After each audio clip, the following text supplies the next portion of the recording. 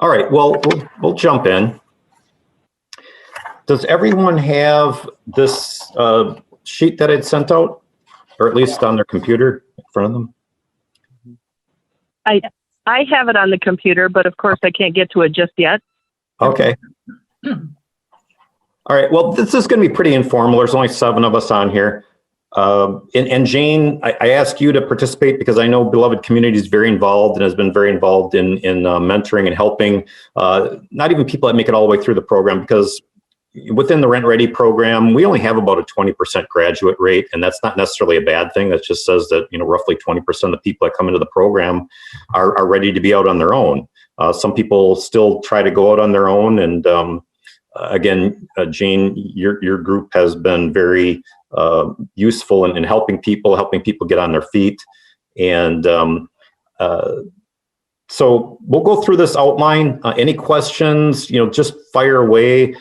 It'll kind of bounce between Jane and I. I think Jane will have some different perspectives on things than maybe what I have. Also, I had received from Tori Bradley. She had sent me some thoughts on her mentoring experience, which actually, as I read through it, it kind of very much dovetails with everything that's in our guidelines. I mean, she had some additional items in there and some of the challenges that were faced. But to start with, from a mentor standpoint, ideally, if you can get 2 people, not only for perhaps safety, but even if one person can't make it, or there's quote unquote an emergency, I think it helps to have 2 people. It also helps to have 2 people just to bounce ideas off of, because you're going to be put in situations where you may not know the answer.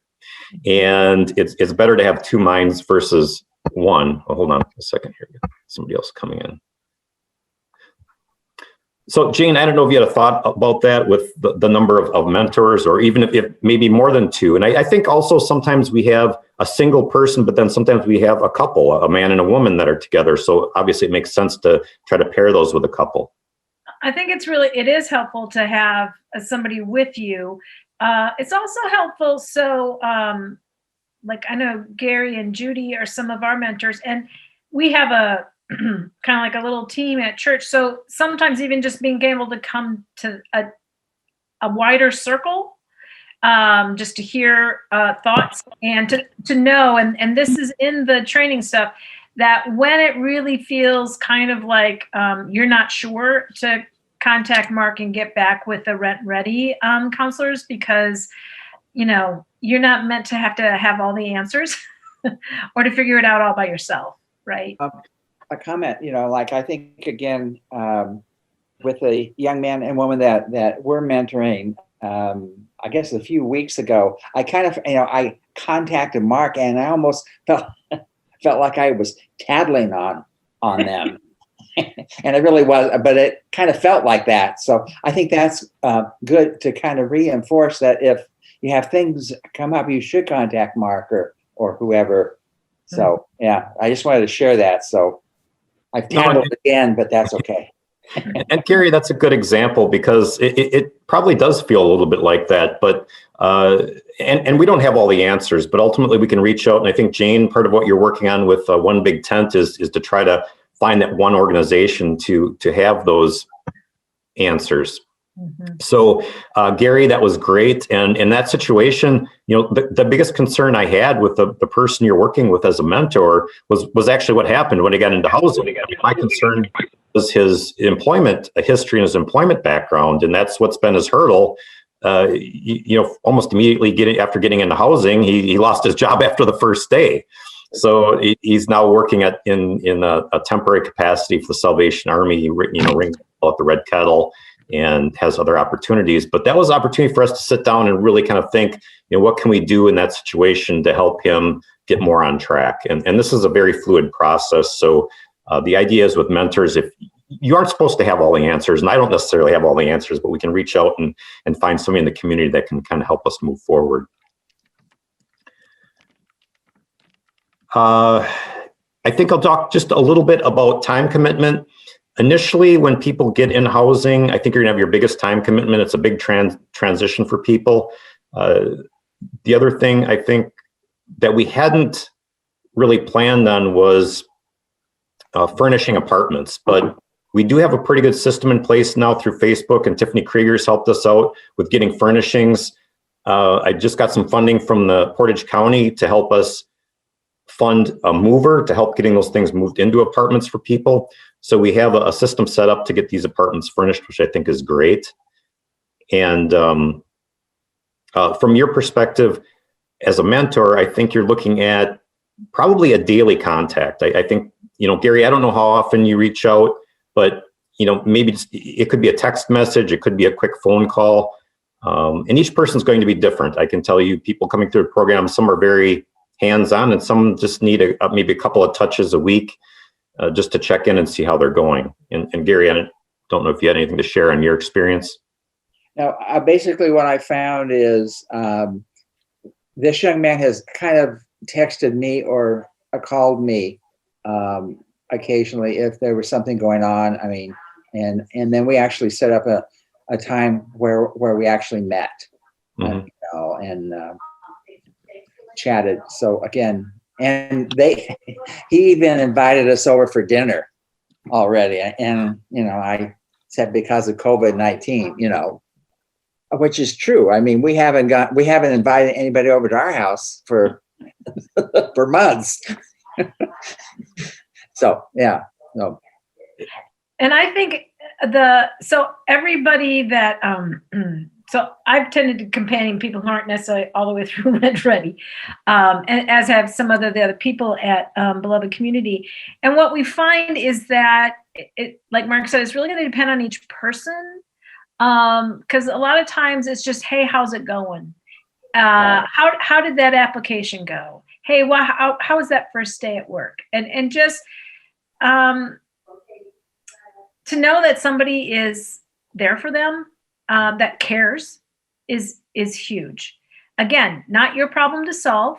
You're not the problem solver, but everybody needs to know that somebody's in their corner. Right. And I think the biggest thing that the mentor is just, hey, somebody cares about me out there, and to help direct them, because we have so many community resources, y'all. We got so much going on here that that's why you don't need to be the problem solver, but to be that connective tissue to help them to get to those resources. Well, I think with this young man that we're mentoring, as Mark said, he's had an issue with employment. I mean, and so when we met, I mean, Mark had suggested was it Life for Jobs through Woodlands Church? Jobs for Life, yeah. Yeah. So what was kind of interesting, I had called them and they hadn't called me back. Well, when I met with this young man, I gave him the paper and he called right away and they answered. And I said, whew, not like I am.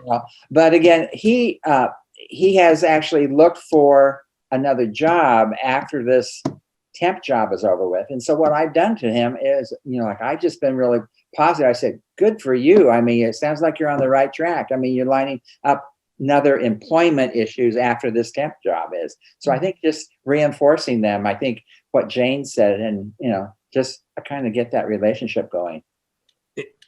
In almost all these cases, first of all, not everyone we work with is interested in a mentor. I would say the people that have been most successful are interested in a mentor relationship. Not only are they interested, I don't think I've ever had anybody advocate for them, look out for their best interests. So this is somewhat foreign to them, but they're also very welcoming of it. So it's just, I think first you need to establish that trust with them, and then explore, what their background is and what, their obstacles and hurdles are getting into housing, to kind of, and actually I was just talking to Eric about this before we started the call. One thing we recommend people read, and I think probably most of the people in this call have already read this book, or maybe not, is Evicted. And the only reason I recommend that book is it gives you such a background as to almost every single person you're gonna be working with in this program will have had either all aspects of that book in their background, or at least certain aspects of the book. And many of us and how we've been raised, this is a very foreign environment, and how how their life experiences are very different than our life experiences. And it becomes very difficult to empathize with somebody that's had such a dramatically different life experience than what we've had. And I do feel it's very important to try to get within that, in that mindset. Right. Well, what was interesting about that book is Judy and I have owned rentals. We have been landlords. And reading that book, and I looked at Judy and I said, we were damn good landlords, So again, it was a different perspective for us, I think. So we are no longer in the rental business, so we gave it up. Two other books that I recommended, actually, I think I added one of yours in there, Jane, was Toxic Charity or When Helping Hurts. And that's just, ultimately, everybody's trying to do the right thing, but sometimes our gut instinct to do the right thing may do more harm than good in certain instances. And Jane, I don't know, you have anything to add on to that? Because I think you've probably seen it more than I have. Yeah, it's a big trap, and it's easy to fall into, and I've fallen into it several times myself, because we do that because we're human beings who love. That's why we're doing these things. I think probably the biggest thing to think about is you don't do for people what they can do for themselves. And we fall into that thinking,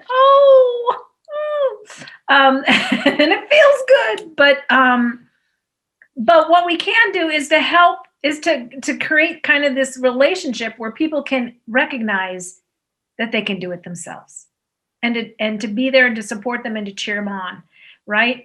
And the other thing that's really important is this isn't about fixing people. This isn't about saving people. From the Christian standpoint, they've already been saved. This is simply, again, about, we all need kind of this grace network that we're connected to each other, right? That's how humanity is built. We're built to be this interdependent thing. And so kind of setting aside that baggage and recognizing it when it comes up. Because, I can set it aside, but I'll tell you what, I don't know if you're like me, but I can find myself in there, and then all of a sudden, Jane, what are you doing? She can do that herself. Back it up, right? So it's just something you kind of got to remind yourselves of, because that's not what, they don't need to be fixed or saved. Yeah. And so I indicated that Tori Bradley, I don't know how many of you on here know Tori Bradley. She's a teacher. She's actually got a great head on her shoulders and really looks at things very objectively. And she sent me some notes. One of the very first things she said, and it's actually in our training materials or guidelines as well, the very first bullet point, determine your boundaries ahead of time. And it falls right within what you said, Jane. And she really stressed that was very, very easy to kind of fall off that wagon. And to have those boundaries established, because many times we see that, and again, it's human nature to reach out and do it yourself, or just say, well, it's just going to be this one time. And actually, I think Bobby Joy had added this bullet point on there. When you say yes, then the next time when you say no, it's going to be that much harder. So setting up those boundaries at the beginning, well, it seems like maybe overkill. Well, it seems like something you don't need to do. I do think that is the most important thing you need to do from the very beginning of the process, is set up what your boundaries are. We do ask that money is off limits. Again, sometimes there's going to be emergencies come up, and we can, again, there's resources we can help you talk through on maybe the best way to handle those. But set up those boundaries up front. That's, again, where I think partnering with somebody else or having two mentors helps. It's easier when you're with somebody and you start getting out of line, or they start getting out of line, where you can give them a little nudge under the table and kind of keep both parties on the same track. I think what would be helpful for me anyhow too would be to have a list of resources. I mean, Jane said there are a lot of resources, but again, okay, Gary, go to the counter in Beloved Community, and there's a 2020, so we'll get a 2021 pretty soon, directory from United Way, and there's or go online and go to 211 Portage County. And then you just click little. Well, I think, again, I'll do that, but I think, again, that's something I think that probably mentors should have in their training packet, because, again, there aren't, right. If you're not aware of all of those things and you're helping them solve some problems through some other agencies, that would be really helpful. Eventually, you can just call one big tent, but we're not there yet. But until then. Well, hurry up. I'm trying. We're trying so hard. You got to be patient for the slow work. But yeah, handing out one of those directories would be huge, and or just making sure all the mentors know about the 211 website would be huge. No, I made a note of that. I'm going to add that to our guidelines because that's a very fair point and a very a good question. I think, moving on just through the bullet points, money is just a big one. The quickest way to ruin any relationship is to have money involved. I don't care what the relationship is, but once money becomes an issue, the relationship becomes very fragile at that point. So just exercise caution there. Don't feel the need to continuously bail them out. One thing you will notice, and Gary, you may have already seen this, and Jane, I'm sure you've seen this many, many times, is the lives of people in this program are a series of events, and every event is kind of the end of the world.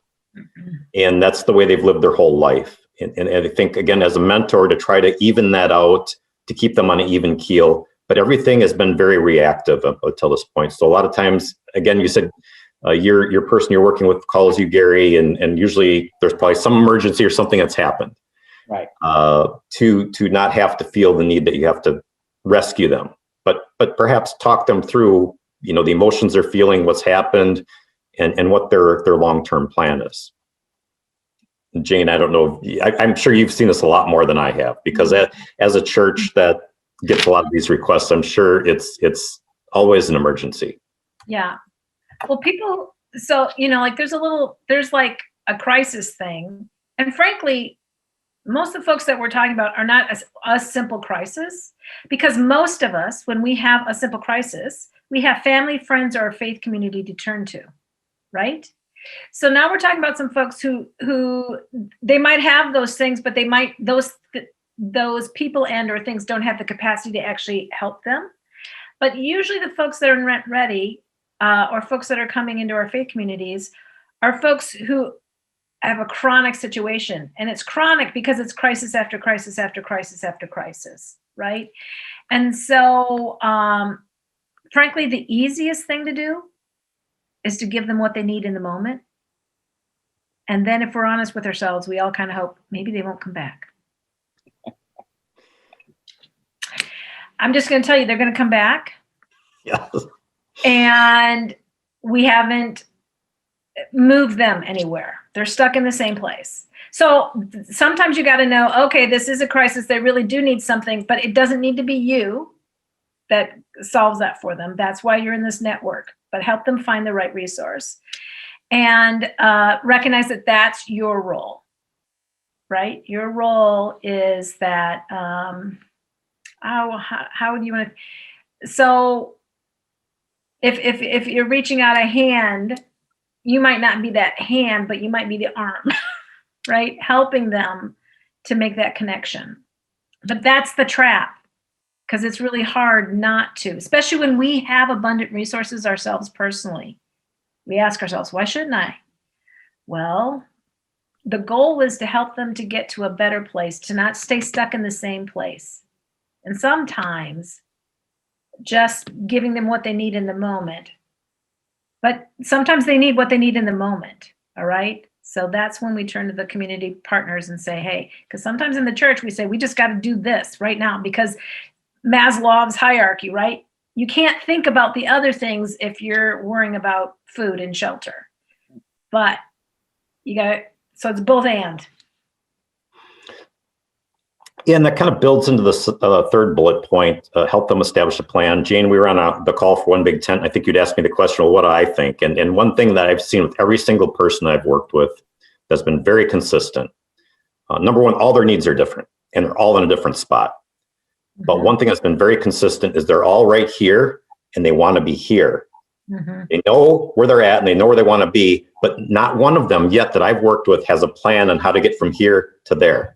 So that's one thing as a mentor. I think one of your very first steps is to ask them where they want to go and how to get there and have them draft that plan, document that plan. But, you may need to then incorporate those resources, whether it's 211 or reaching out to, Jobs for Life or myself as one of the trainers for RentReady. that we can find resources in the community, but help them establish that plan so they're constantly working towards something. And that also gets them out of that reactive mindset.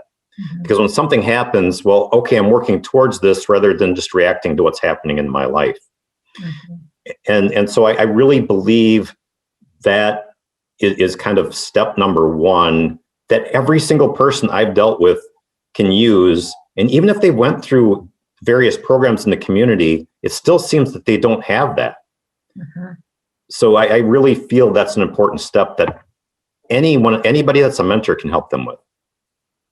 Not do it for them, but help them with. Yeah.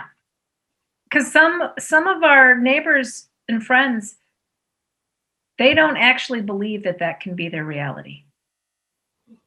They need somebody to name that for them. They might talk about what it is that they wish for themselves, but do they believe that can be theirs? Because, we're talking about folks who've lived very different lives than we have for the most part. I have some personal connections in my life, but for the most part, my life is vastly different than most of my neighbors that we're talking about here. And so that deep listening and setting aside our understanding and listening to their real story to get at it is huge. And then helping them to believe that thing that you want, I think you can do it. I think you can do it. And not only that, when they get off track, I think it's something to refer back to. As a parent, I do something that's really weird with my kids. And rather than ground them, I will ground them, but ultimately I'll say, okay, you have to prepare an essay for me and tell me why what you did is wrong, what you're going to do different in the future. They hate doing it, but I say, as soon as you do that, you're ungrounded. So it could be an hour. And I always keep those. And actually my son, something came up again and he says, well, no, I never said that. I said, well, let's pull it out and take a look. And he read it. He's like, you're right, Dad. He said, and as much as I hated doing that at the time, this is the best thing you ever had me do. And now he's 18 years old in college. So, and doing really well. And it's different, but in a way it's kind of the same. It's something they have to prepare on their own. Again, you can give them some guidance and help them through it, but it's something they can constantly refer back to. And it may change. It may become a fluid plan, but without having that plan, again, they're kind of going aimlessly through life. And that's how they've gotten to the point they're at. And if it doesn't go well, it's not your failure. I hope you heard that. Yes, it's not your plan, it's their plan.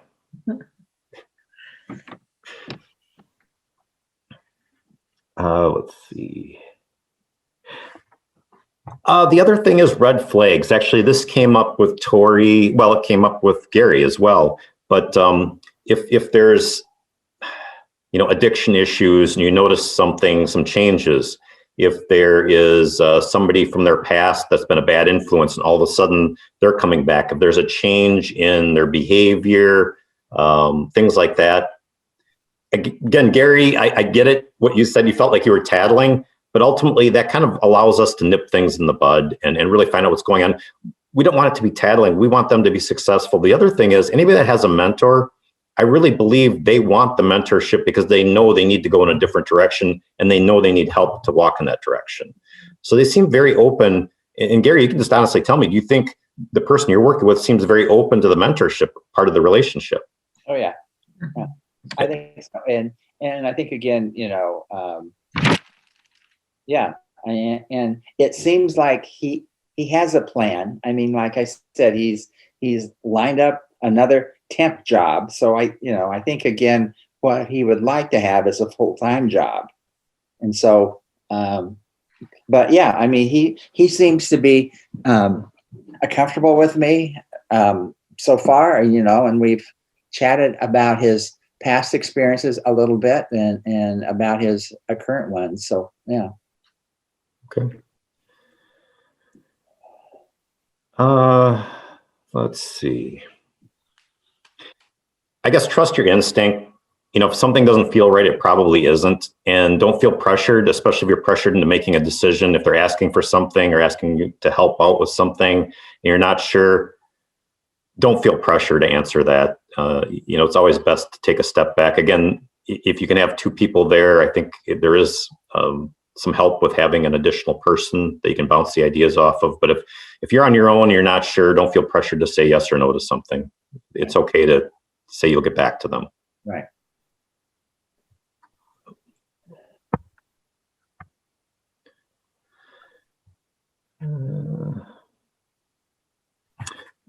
Yeah, with the goal, as Jane had mentioned several times, we're trying to establish some reliability on themselves and confidence in themselves to walk their own path. You're walking alongside them, you're not walking for them. So be careful not to create an atmosphere of dependency where they're depending on, and again, at the beginning when they have emergencies, try to talk them down off the ledge, put it in kind of some reality they can understand. Going back to, if they have that plan, saying, all right, how does this fit into that plan? How are you going to overcome this obstacle and still work towards your goal of, getting a full-time job or whatever the goal is? And Jane, I don't know if you had comments on how to handle some of these more stressful situations where they can easily become kind of codependent. I think what you just said is going to be really important. So this is an example, not somebody who's in RentReady, Mark, I got to talk to you because she is somebody who, anyway, we'll talk. Yeah. But anyway, she wants to move out of where she is. She's in a motel. And she feels an urgency, right? We do have a little bit of past conversations. So not a strong connection to each other, but just a little bit. So when I called her today, and I'm like, well, tell me about that. Tell me why you're feeling the urgency now. What has changed? Because that's a key question. What has changed? Because that helps us to know whether it's really a crisis, right? Or if this is a part of a longer chronic story. And so then what came up was really some things that, A, I think she needs to get some help, like what happens in RentReady, and B, I think she needs some help from the mental health navigators. So now we're talking about resources. And so, hey, I can get you connected to those things. And why don't you call me in a couple of days and let me know what happened with those things? Oh, okay. All right. Okay. So, it starts here, but as you're listening and talking with them and trying to figure out, is this really a crisis? And sometimes when I'm talking to people, I'm like, we need to get that utility bill fixed because I verified and, she can't afford to have electricity get out. All right. That's a different thing. All right. And again, that might not be you, right? That's not going to be you. I'm talking about us as a church. That might be something that we do. But then what you might be able to do is say, let me try to help to get you connected to a resource that can do that. I can't do that for you, but my job is to help connect you to that resource. A question, are there other churches that do the same thing in our community? Help? Yeah, help. A lot, yeah. I mean, and here's the other big thing about One Big Tent. Part of what the churches have to do, I'll just own it, is get their acts together and talk to each other more. That's part of the hope of having One Big Tent, right? Because we don't necessarily do that a whole lot. We're doing it more, but yes, there are. And that's, part of the greatness, but it's also part of the not greatness when we're not talking to each other. We don't know what the right hand's doing and what the left hand's doing. So, but when we build these relationships, people come back to this same community, and that's a good thing, right? That's a good thing. Yeah, and also being a mentor, and when they get in those situations where it's very reactive, many of their influences that they've had in their life, whether it's their parents or a spouse, they're just emulating what they've seen from their past. So this is an opportunity as a mentor to show them something very different than what they're used to. Mm-hmm. Showing that, ultimately you don't have to react that way, that there's a different thought process and not everything has to be an emergency. And if you treat it as an emergency, then you're just, again, one reactive scenario to the next reactive scenario. Very simple. Again, to us, it may seem like second nature, but, we've grown up in different environments. So I think that's an important piece that the mentor can fill in.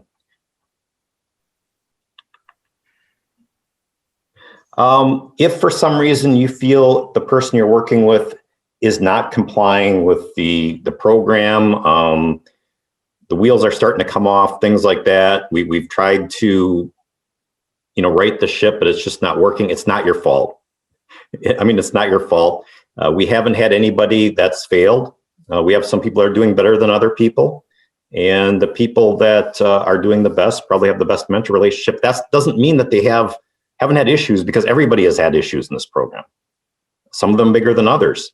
But the reality is we've been able to help keep them going forward. So I think that's really important. Mm-hmm. And that mentor relationship, how long is that going to last? It may last a year. It may last 2 years. It may last 6 months. I don't know. My aunt and uncle were involved in a similar endeavor in the Fox Valley. And I can say that one of the people that they mentored, this is over 15 years ago, they still stay in contact. Unfortunately, they're still kind of going through those still same ups and downs and that they've always gone through in their life. But, how the relationship builds and how long it goes on for is up to both of you. But I mean, ideally, you're probably looking at a minimum of 6 months to a year. The interaction will probably become less over time. Again, that first 3 to 4 months is probably going to be the most labor intensive. I keep asking questions. I'm sorry, but yeah, no, please. RentReady, basically, you find them an apartment, right? You aren't like paying their rent or that type of thing, right? You're just supporting them in this independent effort of finding housing, then, right? Yeah, correct. RentReady is really a second chance for people. We don't provide any subsidies. We do provide a guarantee to the landlords that participate of up to 3 months should they default. Some of the people on fixed income or SSI, I have worked with Salvation Army and a few other organizations to try to get security deposits. The reason I do that is they're making $880 a month. Most of these people are paying $650 a month in rent. $200 a month to live on, plus to try to save a security deposit, is just impossible. Mm-hmm. I don't expect people to do that. But people that are working a full-time job, I do want them to show the responsibility to save that first month's rent and save that security deposit on their own. And I think that's a realistic expectation. And that's kind of my line in the sand for the program. And we've held pretty well to that, I think. Okay. And Gary, please feel free to ask questions, because you're already mentoring somebody. So you're in each one of these situations has been so dramatically different. I'm not going to be able to cover all the possible, issues that somebody's going to run into as a mentor.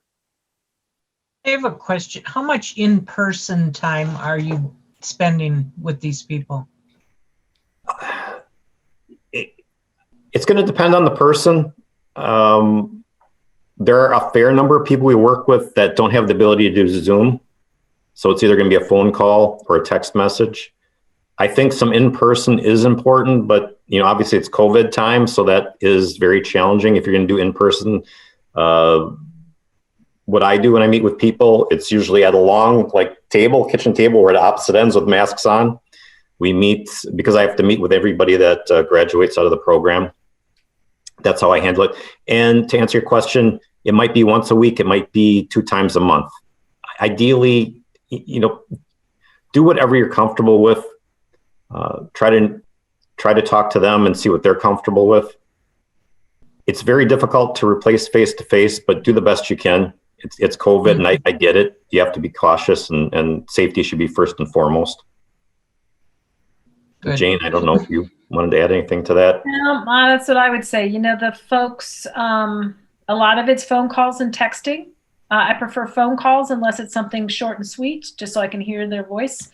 And when I need to, if there's like a handoff that needs to happen, or maybe once or twice. Like I know, Gary, Judy one time brought your mentee over to the church building so that for printer to print some stuff so that he could get some stuff done. So, masks and big distancing and sanitizing afterwards.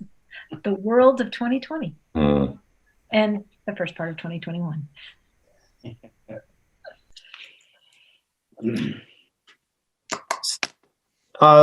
So this kind of actually, I'm on the second to the last bullet point, but the people we're working with, they have boundaries as well. And I think that's really important because we've been talking about our boundaries.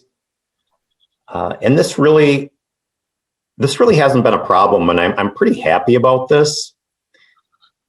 When I say they have boundaries, the biggest concern I've had from people coming into this program about assigning a mentor, when I say the mentor is usually faith-based, the response is, they're not jumping up and down. They're like, well, kind of my experience with churches is they tell me I've done everything wrong, and I this is kind of what I've deserved.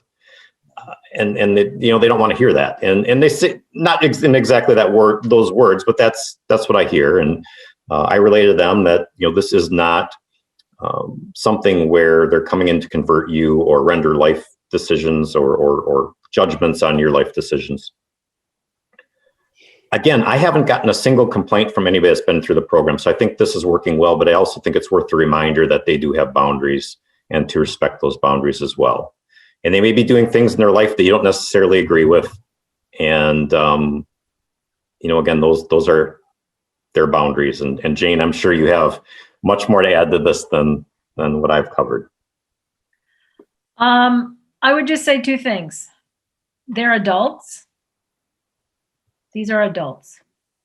Because sometimes when we get in relationships where we think we have the resources somebody else needs, it automatically becomes that kind of parent-child thing or that teacher-student thing. And the key word is dignity. Everybody deserves dignity. Everybody deserves dignity. And again, if they're probably, something, and they're afraid most of them are afraid they're going to offend you, or they're going to say something wrong, or they're going to shock you. So just kind of, have that rug of dignity out there because they need to step on it. When your life is not dignified, the least we can do is offer dignity. And I think that's very refreshing. I can't tell you how many times I'm thanked. And again, we're trying to help them out, but Bob Guam said this many, many times. We're giving people a hand up, not a handout. And I think that's really an important thing with this program. And I think that's the same mindset for a mentor. You're not there to give them a handout. It's really a hand up, to walk alongside them. And one other item we had highlighted in there, don't feel that there's the right to bargain things. I'm going to do this for you, but you have to do this type thing. And that is it. Well, it can be somewhat common.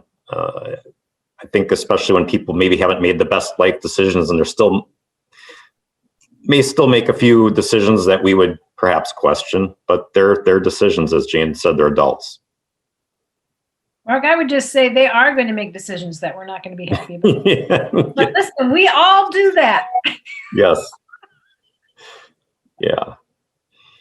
Well, I think, again, the men's group is reading a book about grace. And I think the last chapter was about, it's not our responsibility to judge them morally. That's not our job. And I think what you also said to Jane is Viola, what's her name? The actress. Viola Davis. Right. She made a statement that has stuck in my head. We're talking about all lives matter. Well, she came from a very impoverished family. And she said, when you're poor, you're invisible. Nobody sees you. And I think what you're saying is that we want to support them and make them feel important and dignified. And so again, that just stuck with me. And when we're talking about all of this other stuff that's happening in our world right now with racism stuff, I think the poor should be kind of put in that pot too. They're in the same situation a lot of times, frequently. Yes. Yeah, and I think one thing that's unique is many of these people have been through kind of the system, and having been through the system many times, they feel more like a number than a person. I think the thing that's been unique about this is they really do feel like a person when they went through this process. You know, we go through the RentReady training, and it's very small, it's very hands-on, it's very one-on-one. And, you know, at the end of it, they do appreciate it. And they appreciate, again, with COVID, that's what makes it so difficult, because I know one thing they appreciate is kind of the one-on-oneness, you know, working with myself or Sherry Daniels for their budget and their credit issues, and then working with their mentor. They really haven't been kind of the focus of attention. If they've been through the system, it very much seems like, this just dawned on me right now with just some of the conversations I've had over this week, I think as they've gone through the system, they just feel very much like a number. And, you know, do this, jump through this hoop, do this, sign this piece of paper, when this is very much more hands-on and person to person. And through the whole process, not only through the training, but through the mentorship relationship as well. Relational, not transactional. Correct. Yeah, that you hit it right in the head. That's what I was trying to say, but you know, did. You summed it up in like 3 words. I was an English teacher, you know. Oh, lastly, you know what? Like any relationship, it may not be the right relationship for either one of you. Don't try to make it work if you just feel it's not going to work. Just admit it's not going to work. Come back to me or whomever, and we can try to get a different mentor.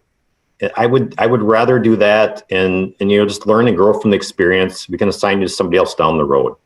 But not every relationship is just like, you know, not every person you meet is going to be your friend. And there is a certain kinship that's going to develop with a proper mentor relationship. It's not they're going to be best friends, but there should be some type of connection there. And if you're just not feeling it, or you're just not feeling that it's going to happen, and you've given it a reasonable time period, that's all right. We can find somebody else. I would rather, first and foremost, we want it to be successful, the person we placed in housing, and that doesn't reflect on you in any way. I think that's really all I have. We can take questions. Jane, if there's anything else you want to add, or Gary, you know, anything you want to add with your experience? I have a question. How many active mentors are there right now? And is there an opportunity for them to get together? I think we have 4 active mentors right now. Not everybody that graduated from the program has decided to go with a mentor, and that's their choice. But I believe there's 4 or 5. I would have to look for sure, but 4 or 5 active mentors right now. Right now, I don't think there's anything for them to get together, but I know like for one big tent, as we're talking about training for mentors, which hopefully will all be one big thing together. One of the things that we're talking about is being able to have opportunities for mentors to get together, because again, hearing each other and hearing different ideas I think that's an important element. So, Right, I'm just thinking of the ongoing support for the mentor. Who do you go to? Yeah. Well, and it depends. Like I think Judy and Gary sometimes come to our compassion response team, because that's kind of what we do. And so then we, you know, but we could certainly do that with just each other. When, you know, one resource, then someone else can use, you know, like it's just ideas and support. It's an important part of it. Actually, I think we have 6, but in either case, the thing that's kind of struck me is how different each situation has been. While they're in a similar vein, they've all had different hurdles. They've all had different obstacles along the way. It's so hard to try to give a typical scenario. I think the typical scenarios are all going to have hurdles along the way, and it's just helping them walk through those hurdles. And one of the biggest changes I believe I made in this training was the establishment of a plan. I do think that's going to help. I think at the beginning of the process, again, they all know where they're at, and they all have an idea as to where they want to be, but not a single person I've worked with yet has an idea on how to get from A to B. So that is such a good starting point. And believe also a point where you can develop a relationship, kind of a trust relationship, bouncing ideas off of one another. Mhm. A question I have, and I've talked to Judy about this, is there anything in the works to help to work for some form of transportation? Because a lot of these people don't have a car to get to a job. And so again, they're kind of in a dead end place because they want a job, but I can't get to my job site. Is there anything in the works in one big tent or something to kind of help to support them with that? Well, Give remember, us, one big tent is the connective issue. No, but you bring up a very good problem, and that's a gap that needs to be addressed community wide, right? Like I know, like I've been at things where Mark's talked about, we need to get the city of Plover businesses to understand that they need to talk to the city of Plover so that we can get the buses out there. Yes. Right. So that's a piece. Is there something else? Like, is there a way to work with transportation folks that until that happens, right? Because that's going to take a little while. But that's one of those gaps that we as a community need to address, because you're absolutely right. If you are living kind of in central downtown and there's a job out at Oak Ray, what are you going to do? I know people have tried to bike there or have tried to walk there, but you can't sustain that for a very long time. not in Wisconsin. Nope. In the winter. Bless them, they try, but you just can't. Right. So you've just named a gap that we don't have a solution for, but that doesn't mean that we won't find our way there. Well, I guess I have another question. I've been thinking about the young man that I'm supporting. He's had some medical issues, and I found out when we met that there's a future surgery in his life. And so I said, well, that'll be a problem with a job. Like if he gets a job and then he has to have surgery, he'll probably, he will probably lose that job. So I'm not for sure how I can plan that out for him unless I say, well, can you hang in there for a year or something with your job before you have this surgery? So I've been thinking about that, and I don't have an answer or even a plan of like, yeah, I'm going like this, so you know where I'm at. Mm-hmm. Do you have any suggestions, anybody? Yeah. Universal health care. But just shy of that. I guess one thing I might do is ask him to call Health and Human Services and to say, hey, here's a situation. What are the options for somebody like me? Instead of me calling them, I would probably say, hey, I think you really, and then let's talk next Wednesday about what you found out. See, so now you've set him up to be successful because he knows, and knowing your guy, he is going to call you on Wednesday. Oh yeah, he is. Well, and then I found out that he's not having this. If he has the surgery, it's not locally; it's in Madison. So, yeah, we really need to get him connected to some larger resources, right, to help him even be able to figure that out. Because we're not that resource, but we can help him to figure out which resource he needs to go to, and then help him suss out that information. So Health and Human Services, then? That's where I would start right off the top of my head, or I'd go to my handy dandy 2020 directory and see if there's anything under health services. Okay. Well, Okie dokie. And Gary, in his situation, just getting a non-temporary full-time job where he's working and they're happy with his work performance. If he needs to have a surgery, they're going to give him time off. He may get a portion of it paid. He may even be able to negotiate something where he gets unemployment during that time. Yeah. Again, for him, a lot of it comes back to just he's never had steady employment. Yeah. I know. So we can talk about that later. I don't want to take up this call. But I think with Kelly brought up about mentors sharing like this, this is the situation. So thank you for some thoughts anyhow. Mm-hmm. All right. Anything else? Anne, you've been very quiet. I know you have to deal with probably a lot of these same issues in Transact Hope. Yeah, What do you that's have to true. add? We do deal with a lot of these issues. Even the transportation, Transact Hope Trailer Park is right on the bus line, but especially for a lot of the clients, they need jobs where they're going to have to work early in the morning before the bus starts, or on the weekends, or in the evenings. And even being on the bus line is not a solution, unfortunately. The good news is that there are businesses around the trailer park, so we encourage them to go to those that can be within walking distance. But it's a continual challenge.